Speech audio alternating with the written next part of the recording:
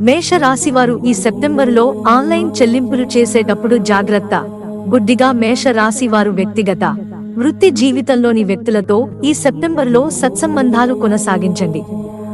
అనుకోని ఆదాయ మార్గాల ద్వారా ధనలాభం పొందుతారు. వృత్తి, వ్యాపారంలో పురోగతికి పుష్కలమైన అవకాశాలు ఉన్నాయి. కానీ మీ ఆరోగ్యంపై ఎక్కువ శ్రద్ధ వహించండి. ప్రేమ, ఒంటరి వ్యక్తులు ఈ నెలలో ఒక వ్యక్తి పట్ల ఆకర్షితులవుతారు. కానీ బంధాన్ని తొందరపడకండి.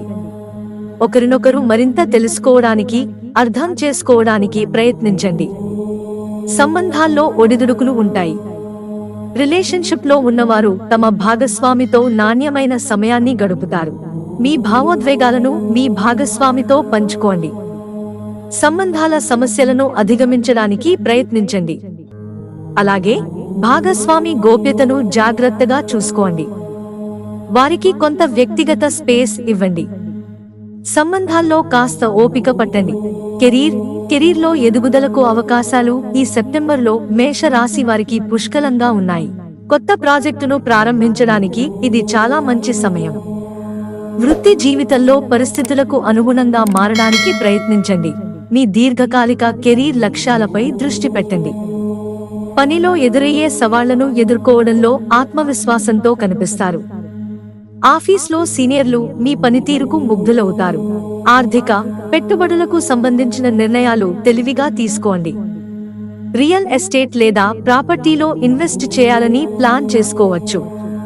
కొంతమంది జాతకులు తోబుట్టువులతో ఆస్తి విషయంలో వివాదాలు తొలగుతాయి. ప్రయాణాల సమయంలో ఆన్లైన్ చెల్లింపులు చేసేటప్పుడు జాగ్రత్తగా ఉండండి. ఆర్థిక విషయాల్లో ఎవరినీ గుడ్డిగా నమ్మవద్దు. స్టాక్స్ లేదా ట్రేడుల్లో ఇన్వెస్ట్ చేసే ముందు క్షుణ్ణంగా పరిశోధించండి. ఆరోగ్యకరమైన జీవనశైలిని పాటించండి. వ్యక్తిగత, వృత్తిపరమైన జీవితంలో సమతుల్యతను పాటించండి. రోజూ యోగా, వ్యాయామం చేయాలి.